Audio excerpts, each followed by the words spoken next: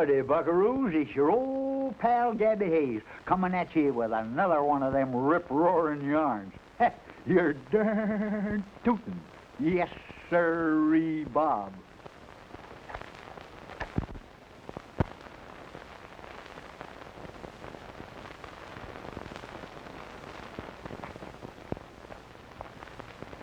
Hey, Dickie, I ever tell you the story about my old Uncle Samson Hayes?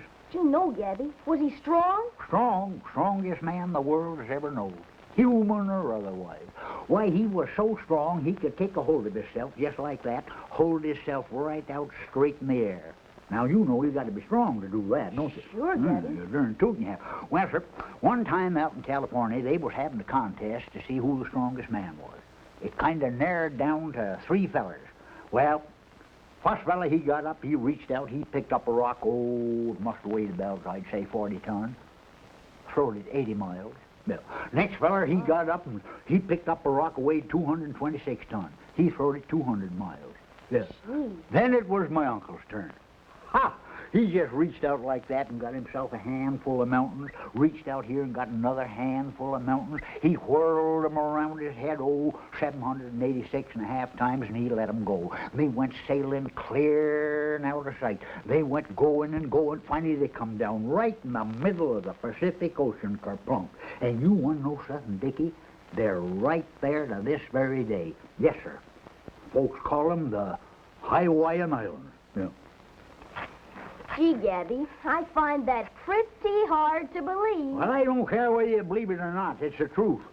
Shucks. Never told a lie in my whole life. Nobody but... Oh, say, I almost forgot. Got a story to tell you, haven't I? It's all about a couple of fellers who were helping a young gal get some horses ready to ship to the army. Well, sir, everything was going along fine, and then something happened.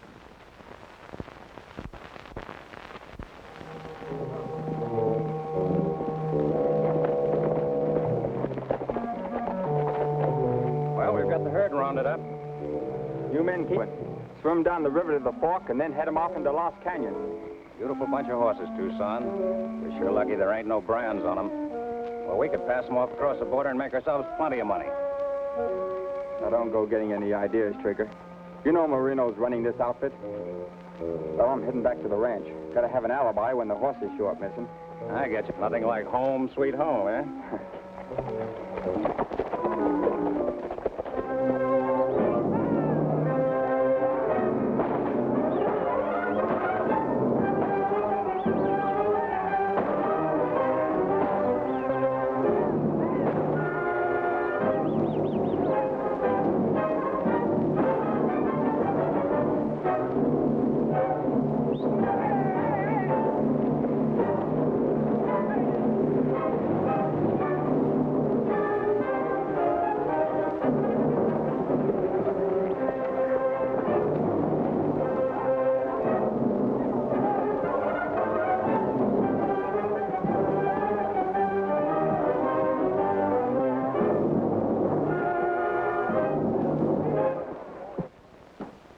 I tell you, Jenny, that was a well-planned job.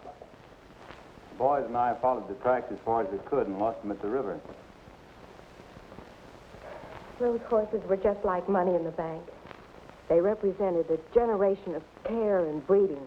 And now for what? Only to have the whole herd stolen by a band of outlaws from that lawless hole of Dow City. Now, wait a minute. We ain't got any proof that it was them hombres that's responsible for this. Well, we know this much. The lawless hole and no good men hang out where there's no law. You're right there. But there's nothing we can do about it unless the citizens band together and elect a peace officer. Well, there's one thing I can do about it. When those army men get here tomorrow, I'm going to appeal to them for help.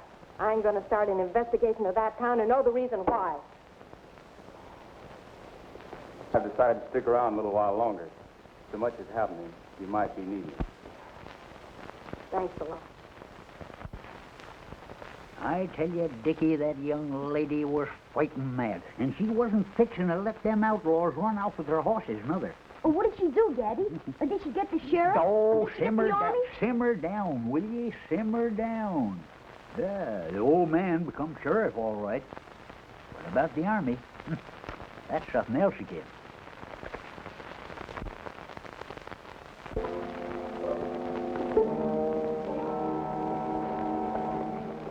There's their camp. We're in a perfect spot for it.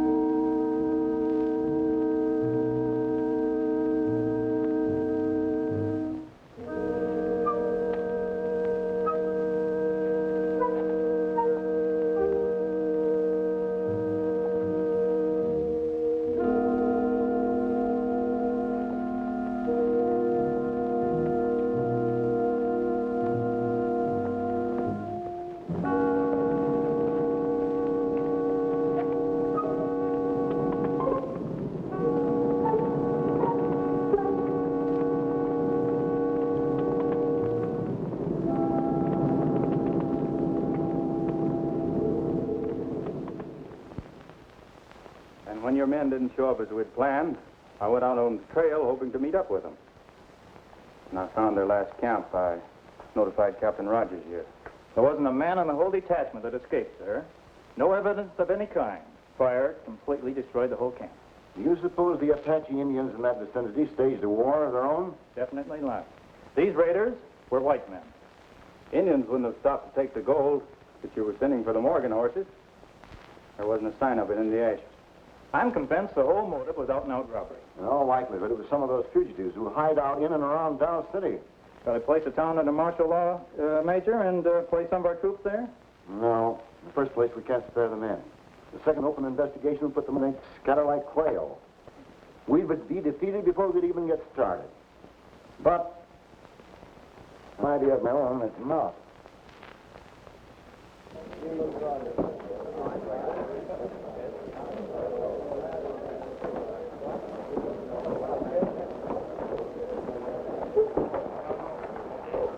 That Morgan girl is going through with her plans, all right. She's already got the vote of every citizen in this whole town to make Tennessee the constable. So what? She hasn't got Clem here or me to back her up. Everybody knows we run this town. But she's determined there's going to be an investigation. She's telling everybody it's starting right here at the Dow Saloon. Hey, boss.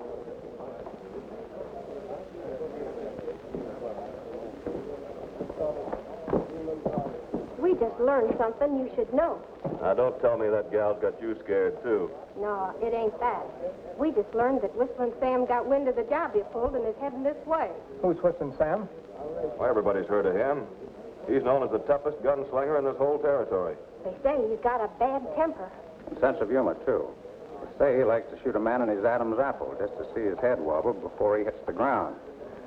What does he look like? I've heard he wasn't too bad looking. But always with blood in his eye. And he has a mania for whistling. Always whistling. Especially just before he gets ready to murder somebody.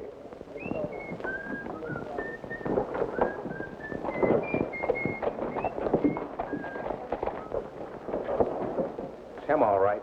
Always rides a black horse. Why, that's the hombre who's been posing as the inspector out at the Morgan Ranch. A pretty smart operator. Was probably figuring on making himself a nice haul of horses when we beat him to it. Well, what do we do about it? Take him into the gang. Make him a deal to string along with us. It's a good idea, Marino. It's better to have him for us than against us. Well, count me out of it.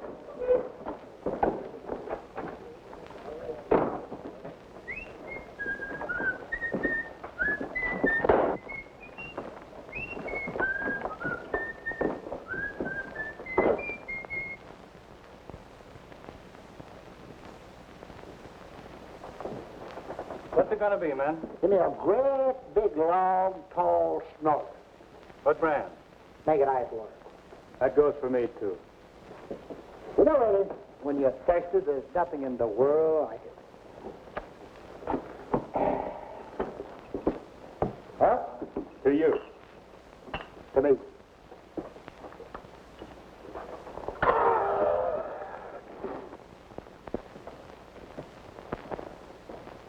You're strangers in these parts, aren't you? Sort of. From the looks of things, we're going to like it around here. Yahoo! Okay. Where are you from? Down around the border. Any objections? Oh, on the contrary. We heard you were heading this way. We've been kind of expecting you, Sam. Sam. The name's Eddie. Eddie Dean. Yeah, that's what it may be now. But let you and I quit fooling each other. We all know you're whistling, Sam. And I'm perfectly willing to cut you in with the boys. We try to get along together here. There's plenty of pickings for everybody. But we don't want any trouble. Come on over, meet the boys.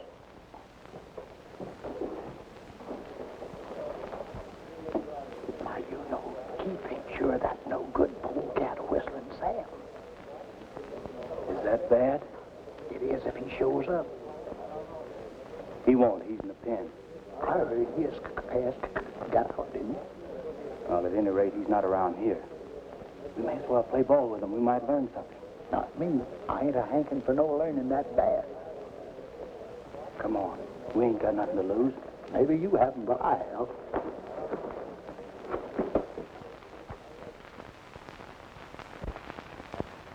Well, there you be. Our friend Eddie being asked to join the outlaws because they think he's whistling Sam. Shucks. I reckon he could have trapped him any time he wanted, but something happened. The real whistling Sam showed up. Yeah. I brought you up here to tell you the hombre we thought was whistling Sam ain't him at all. No? How'd you find that out? Because Sam just arrived. Tucson, I want you to meet Sam Wade, generally known as Whistling Sam. That's right. I was just telling the boss here what a mistake he made. That Dean's nothing but a bronc buster. Funny thing about him, the way he's always snooping around and making trouble. Seems he kind of works on the side of the law. Investigation's already sent me to the pen twice. In that case, I think we should clear out of here. Now, wait a minute. If we run, that's the same as signing a confession. He's got nothing on us. That's what you think. He found that army saddlebag in my bunk. I told you to burn that up. I know you did, but he found it before I had a chance. Come on, let's clear out of here because it's all in the pen. That I own the freight line in this saloon, I can't afford to run. And give me my share of that army money. If I'm ready to make myself scarce. I'll do nothing of the kind. You got yourself into this jam, you can get yourself out of it. And as far as your cut of the money, you don't get that till your job's finished. And your job ain't finished till you run that law dog out of this town.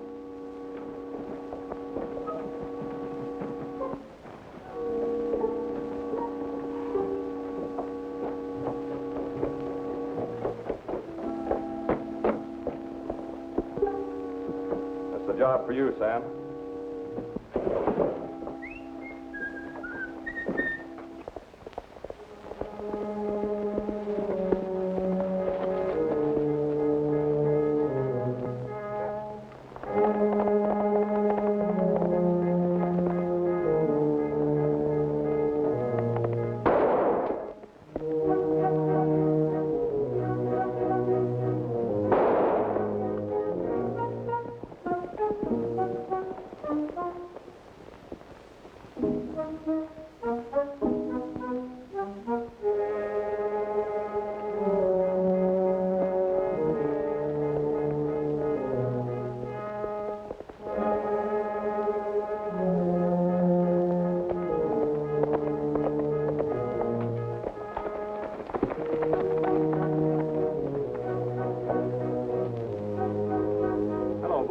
Where's Tennessee?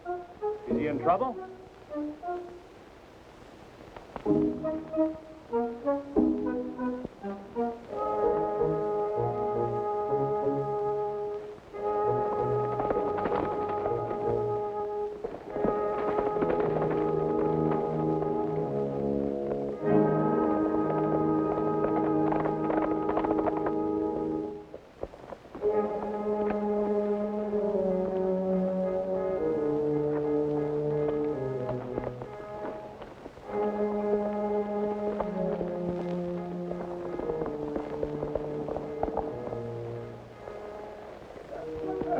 Take it easy, Tennessee. I'll get you to a doctor. No use. I'm hit pretty hard. Who did it? Whistling. Sam. But it was Marino. Who?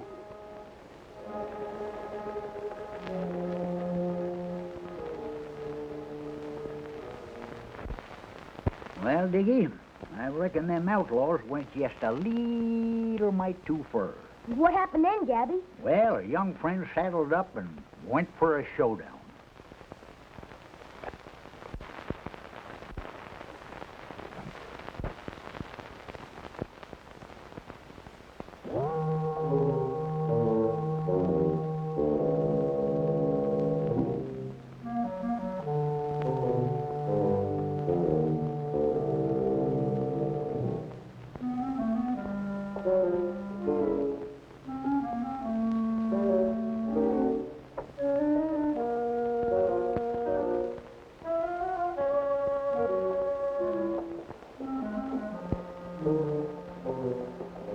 Sam, I want to talk to you alone.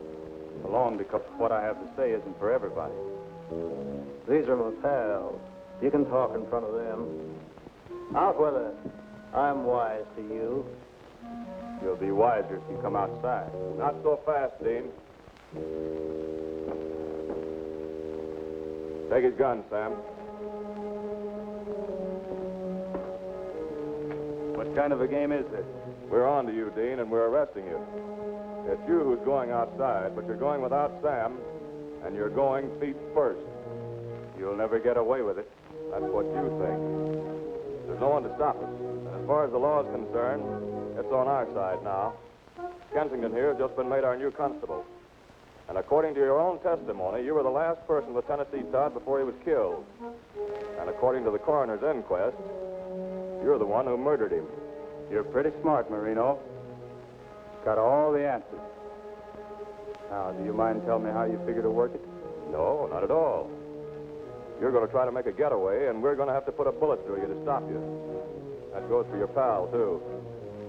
Now, start walking to the door.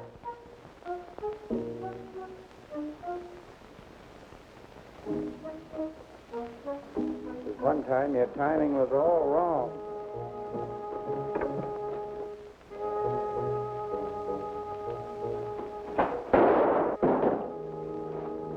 Drop those guns.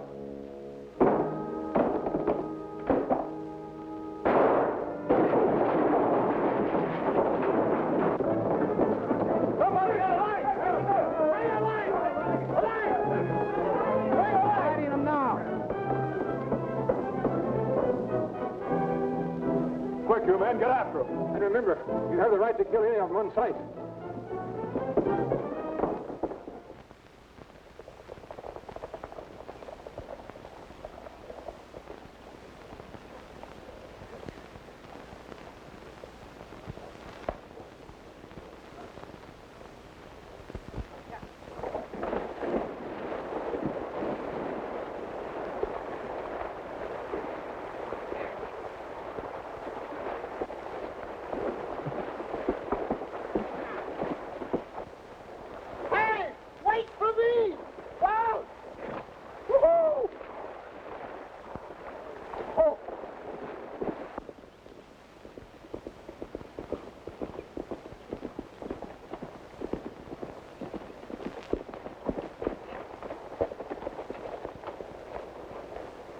This is the last place they'd think to look for us. How come?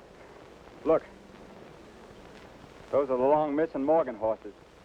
How'd they get there? I helped put them there. Are you out of your head or you're asking for a bunk in the Hoosgow? Did you ever hear of a reformed drunkard? All the way or nothing. I can get you leniency for this confession, but I can't promise to get you completely out of it. Well, that's all right with me. Oh, another thing, would you mind telling us just why the sudden change of heart? Oh, I don't know. Guess I got tired of Marino holding that wanted sign over my head. Or maybe it's what they did to poor old Tennessee. Then again, it might have been that prayer that you said at his grave. Maybe it is just at the right time. We've got to get those horses out of here. We'd never get through the pass. That's where Marino's men will be waiting for us. Then we'll drive them through town. We'll need some help when we hit the flats. I'll go back to the ranch and get the boys to help us out.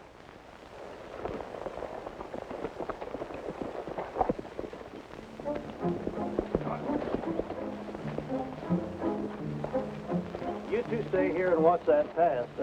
See that nobody gets through. The rest of you come with me.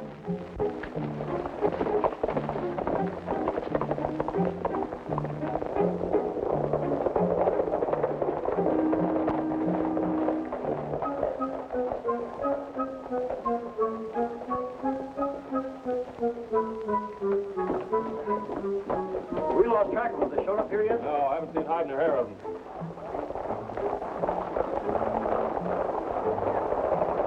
They've got the herd.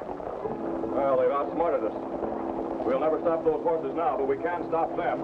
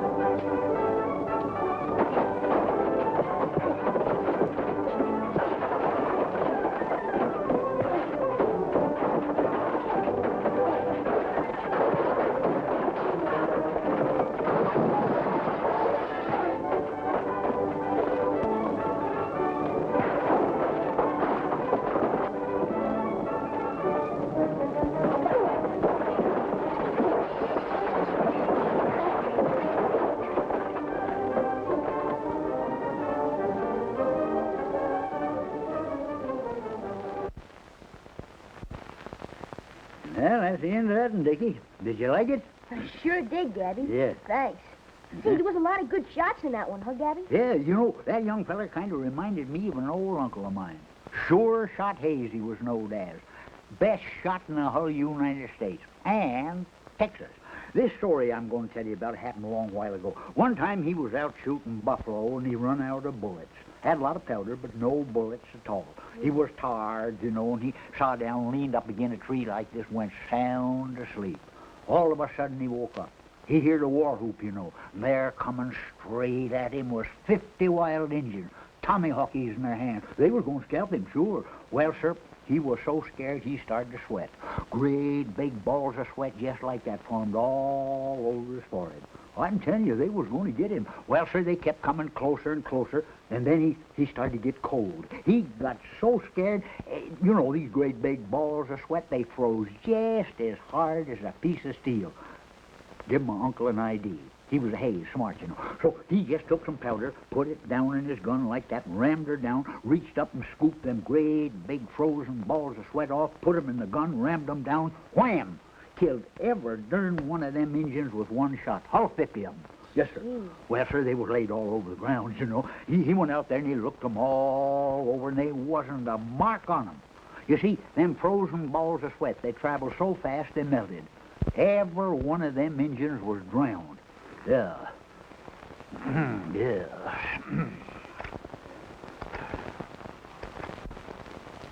Well, reckon that's just about all for today, buckaroos. See you next week with another rip-roaring yarn. You're darn tootin'. Yes, sirree, Bob.